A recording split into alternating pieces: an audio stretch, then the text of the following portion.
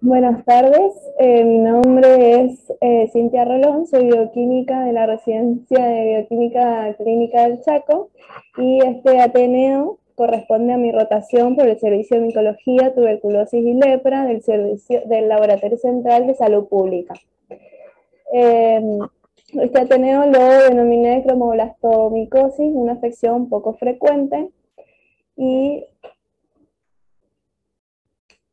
los temas que vamos a hablar son, primero voy a presentar un caso clínico, que justamente el Ateneo se debió a la presentación de este caso clínico, un poco sobre la denominación y su distribución geográfica, la etiología de la cromoblastomicosis y sus diferentes agentes etiológicos, la fisiopatogenia y la clínica con su clasificación, el diagnóstico de laboratorio con su correspondiente diagnóstico diferencial y un poco sobre el tratamiento. Bueno, para empezar, el caso clínico es una mujer de 80 años, de acá de Resistencia, ama de casa, que el año pasado, en julio del 2021, viene al laboratorio central por presentar en el antebrazo derecho una lesión eritematosa con erosión central tipo placa, hiperqueratóxica, que tenía en su superficie unos puntos negros y la paciente refiere prurito. Entonces se le solicitaba una toma de muestra para el examen micológico. En este caso, yo hablé con la paciente y la paciente preguntándole que si ella se acordaba en qué momento o por qué causa le había salido esa lesión.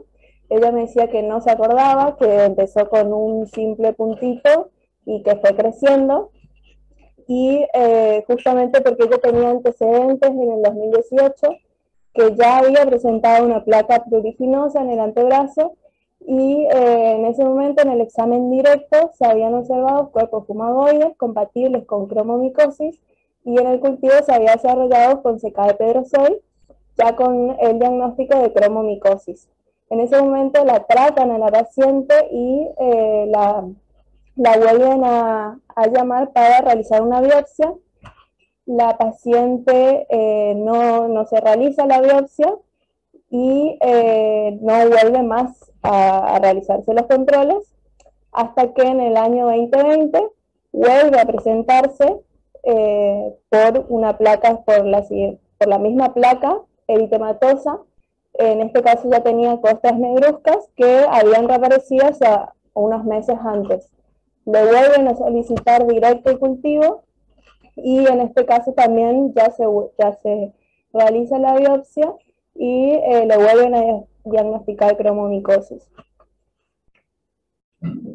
Estas son las fotos de la paciente con una lesión eritematosa.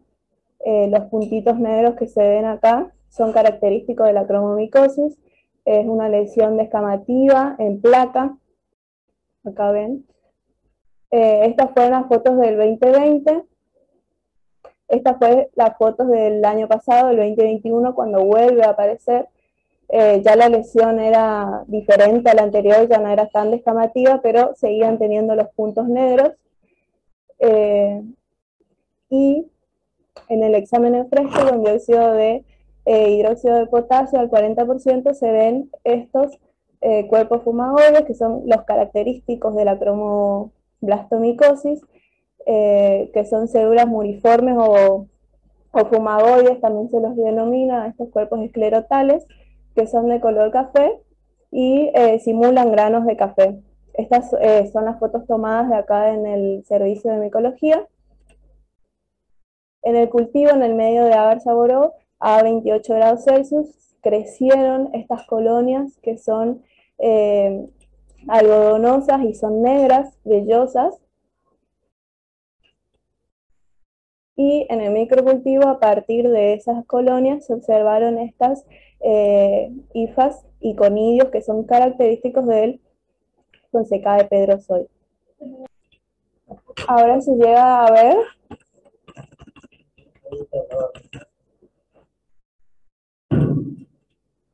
Ahí sí. Bueno, vuelvo a mostrar las diapositivas con las fotos.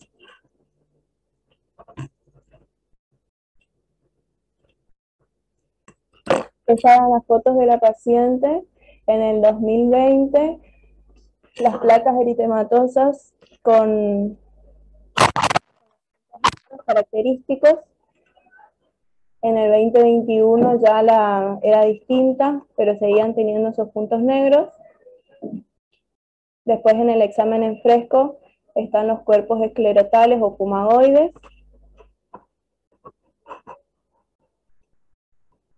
En el cultivo, en el medio agar-chaboró, se ven las colonias vellosas aterciopeladas y de color negro. Y en el microcultivo se ven estas hifas y estos conidios que son característicos del Fonsecae pedrozoides. Bueno, entonces en julio, este es el informe de la paciente en el examen de lesión en el antebrazo. En el examen microscópico directo se observan cuerpos fumagoides compatibles con cromomicosis y en el cultivo se desarrolla Fonsecae pedrozoides. Bueno, con respecto a las micosis localmente invasoras, antes llamadas micosis subcutáneas, estas micosis son las que se adquieren de forma exógena a través de un pinchazo o de una inoculación traumática, porque estos hongos se encuentran en la naturaleza, en el suelo, en las espinas, en las maderas, y va a comprometer la dermis y el tejido subcutáneo. Dentro de estas micosis localmente invasoras tenemos al micetoma, a la esporotricosis, cromomicosis, lobomicosis y rinosporidiasis. Dentro de estas, las más importantes van a ser la esporotricosis y la cromomicosis. Se la denomina cromomicosis a las infecciones que son causadas por los hongos de Mathiasius, por los hongos negros. También se le suele denominar feohifomicosis a aquellas afecciones que tienen las hifas o elementos levaduriformes negruzcos que son producidos por hongos de Mathiasius, y se reserva el término cromoblastomicosis a aquellas micosis que son generadas por los hongos de Mathiasius, que están caracterizados por justamente estos cuerpos esclerotales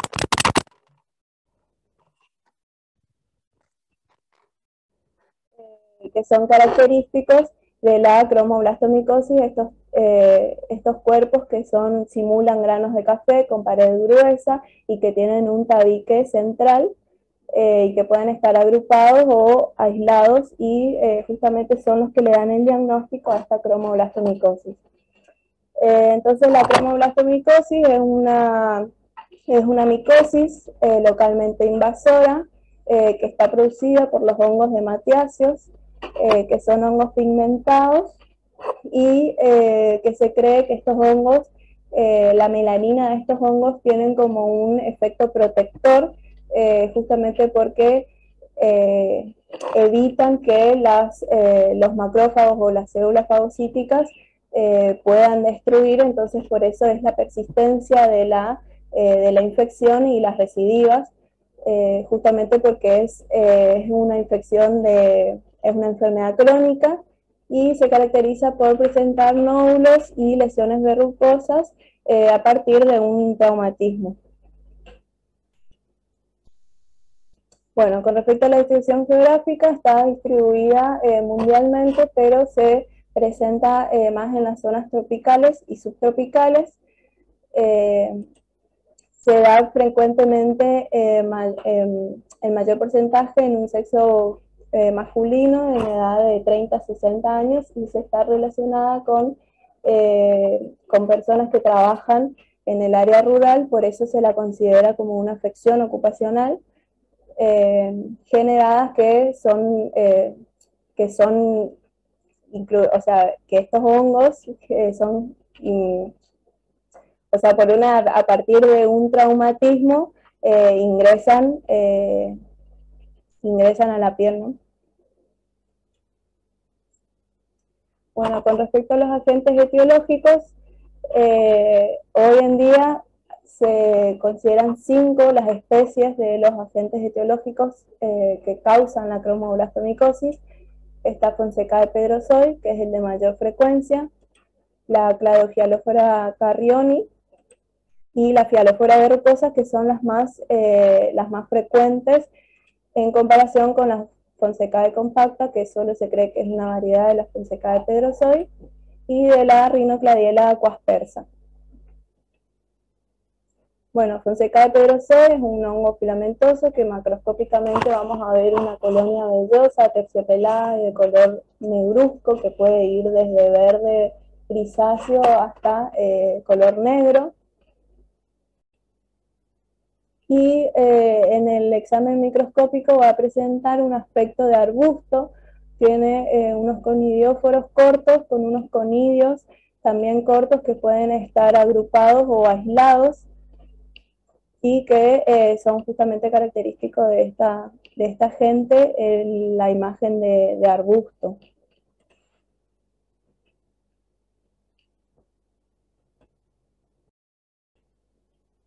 Con respecto a la Cladofialófora carriani, vemos que tienen los conidióforos más largos y los conidios también más largos que van generando ramificaciones a partir del conidióforo, ramificaciones largas por estos conidios más largos que el Fonsecae pedrosoy. Y la Fialófora verrucosa es la que simula ser un florero, que tiene la característica de la fialide típica de la Fialófora verrucosa, con los conidios que van a estar agrupados por encima de la fialide, simulando la imagen de un florero. Con respecto a la fisiopatología, como ya dije, es una micosis localmente invasora que va a presentarse a partir de un traumatismo.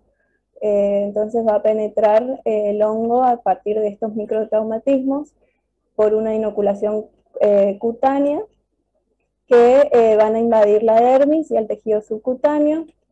Van a empezar primero como una lesión, una pápula o un nódulo eritematoso, que luego se van a volver más en forma de placa eritematosa, que pueden tener o no descamación o ulceración. Más tarde esa placa va a generar ya un aspecto verrucoso o papilomatoso, y no es muy común, pero puede llegar a una diseminación por circulación linfática y llegar a obtener lesiones satélites lejos de la lesión primaria por el microtraumatismo. Con respecto a la clínica y a la clasificación, como ya dije, es una enfermedad crónica, generalmente unilateral y asimétrica. El compromiso más común es en los miembros inferiores, debido a cómo ingresan, pues, a los microtraumas, seguido por los miembros superiores, que pueden ser el dorso de la mano, pero también puede producirse en las áreas expuestas, en donde el trabajador rural se puede producir el trauma.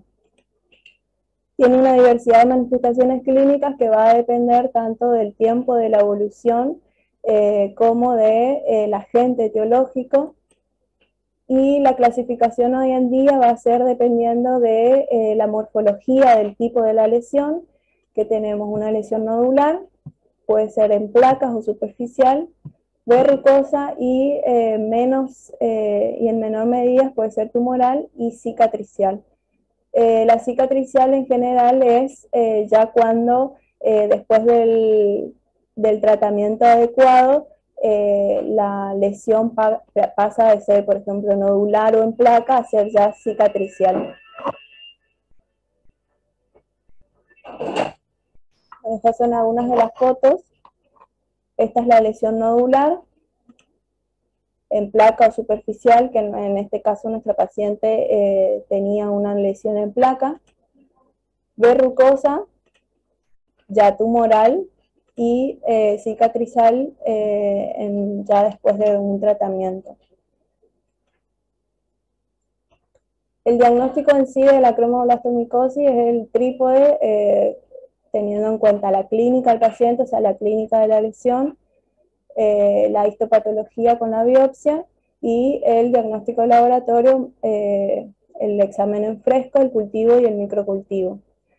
Bueno, entonces en el diagnóstico laboratorio, el primero va a ser la toma de muestra, que va a ser el raspado de la toma de la lesión, hasta obtener escamas o costras, y en el caso de que tenga puntos negros, la toma de muestra se va a tomar de esos puntos negros que van a ser los más representativos.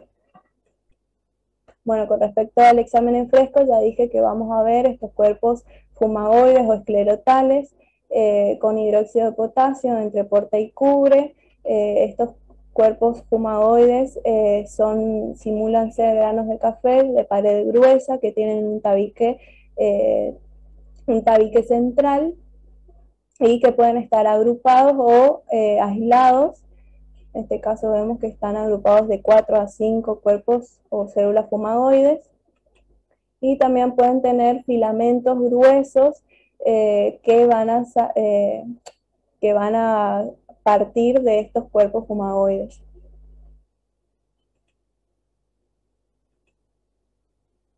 Con respecto al cultivo, ya, como ya les nombré, se va a cultivar en el medio Saburó y en el medio Agar Papa, a 28 grados Celsius, y son de crecimiento lento, así que van a estar de 2 a 4 semanas. A partir de los 10 días ya va a haber crecimiento, y se van a observar colonias vellosas aterciopeladas que pueden ir varias tonalidades de verde hasta oscuro, siempre con reverso negro.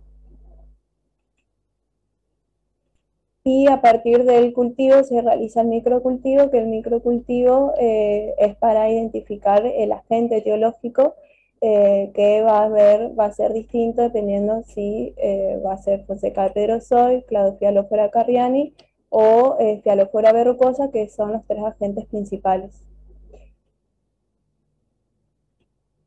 Entonces, dependiendo de la conidiación, vemos que Fonseca de Pedrozoy tiene los 3 tipos de conidiación, Cladosporium, el Fialide y la Rhinocladiela. Vemos que tiene conidióforos cortos, y los conidios también son cortos, que van a estar en la punta del conidióforo.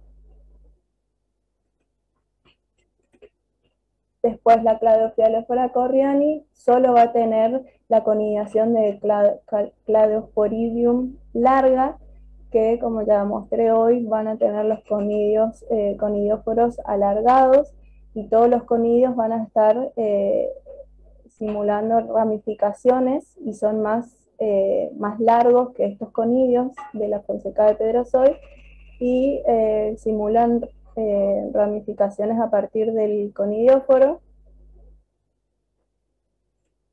Y la Fialófora verrucosa solo va a tener la conidiación de Fialófora, que se parece a un florero con la fiálide característica, y todos los conidios alrededor. Vemos acá cómo está la fiálide y los conidios alrededor. Con respecto a la macroscopía, a las colonias, los agentes van a tener la misma similitud, van a ser parecidas las colonias en los 3 agentes. Se va a poder diferenciar a partir del microcultivo. Esto es más de lo mismo. La Cladofialófora, Fonseca de Pedrozoy y Fialófora verrucosa. Después tenemos otras pruebas, la histopatología, que también es un elemento fundamental del diagnóstico, en donde en la histopatología se pueden ver también estos cuerpos esclerotales, que son de 4 a 8 micrómetros, y también se observan como en el examen en fresco, como simulación de granos de café, con pigmentación café, y se ven agrupados. También existen pruebas cutáneas y pruebas serológicas, pero que en realidad ya no se usan. con las pruebas serológicas también se podría usar a partir de estos anticuerpos y de la titulación para ver cómo va el tratamiento, pero ya con la histopatología y el laboratorio ya se realiza el diagnóstico de la cromoblastomicosis.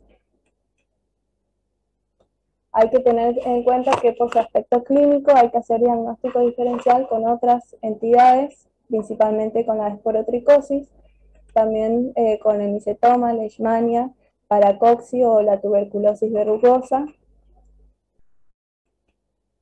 Entonces, la esporotricosis justamente también es una micosis localmente invasora, es más frecuente que la microblastomicosis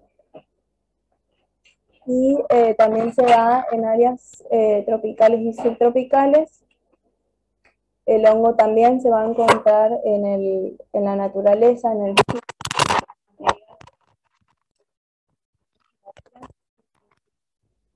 y es conocida generalmente por el pinchazo de rosa porque también se encuentra en las espinas.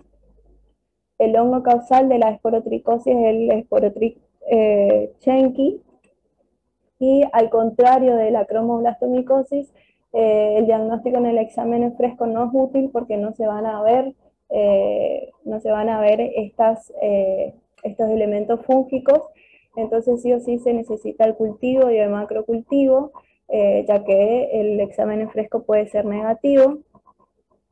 Hay dos formas de la esporotricosis, tenemos la esporotricosis de la forma fija y la linfocutánea diseminada. La fija se caracteriza generalmente por una sola lesión que puede ser escamosa, eritematosa, y la linfocutánea diseminada, que es la más común, va a haber lesiones nodulares que justamente van a seguir la linfo. Acá tenemos una imagen de una lesión fija, que es una sola lesión, y es más común en la cara, con una lesión escamativa, y la linfocutánea, que vemos cómo va siguiendo los nódulos.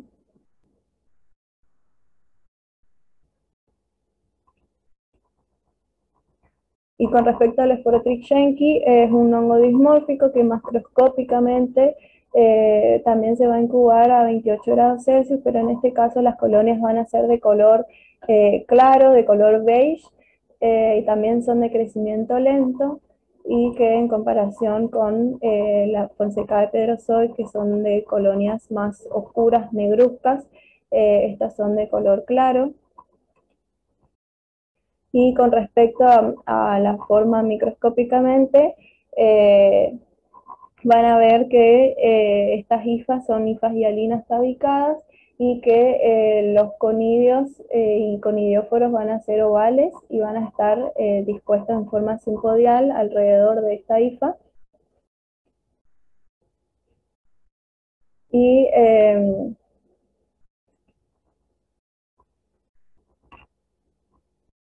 simula, dicen que es la forma de margarita, porque está el conidióforo con los conidios.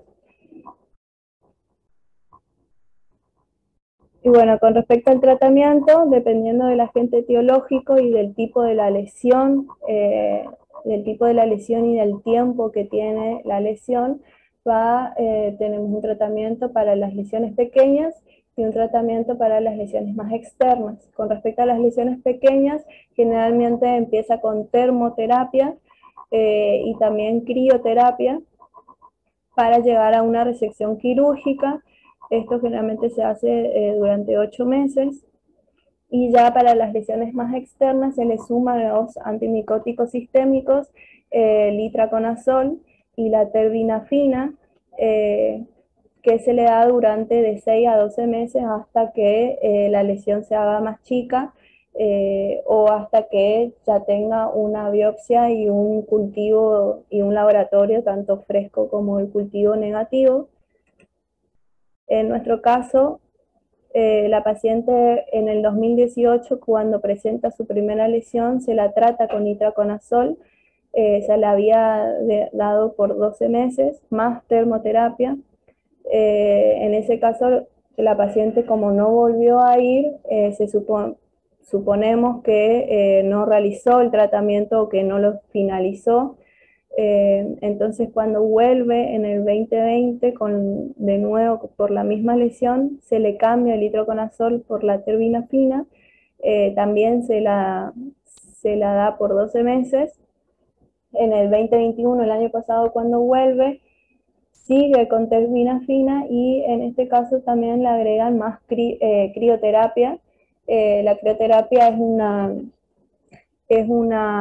se realiza con nitrógeno líquido, en donde va para eh, matar todo el tejido y así las lesiones van a ir achicándose. Lo que hacen es ir sumando el tiempo que le van haciendo la crioterapia a esa lesión. Empezó con 15 segundos en su primera lesión, en su primera sesión, y fue aumentando cada sesión, iba aumentando 25, 35, 45 segundos. Eh, Después en febrero del 2022, consulta de nuevo y ya se refiere que tuvo mejoría y se la ve con muy buena evolución. El día del 11, el lunes, el 4, vuelve a ir la paciente, en donde yo estuve, o sea, la vi a la paciente y, y ya en ese momento ya su lesión ya se la considera como una lesión cicatricial. Programan turno para su próxima crioterapia. En este caso ya va 6 sesiones de crioterapia y la paciente, eh, luego la crioterapia se le hacen ampollas. Lo que la paciente no tiene que reventar estas ampollas, es un efecto adverso en el momento de realizar la crioterapia, pero luego le queda como una cicatriz, que ya es la lesión cicatricial. Va a seguir con crioterapia en cuanto a que se siga achicando para que luego se le realice la resección quirúrgica, digamos.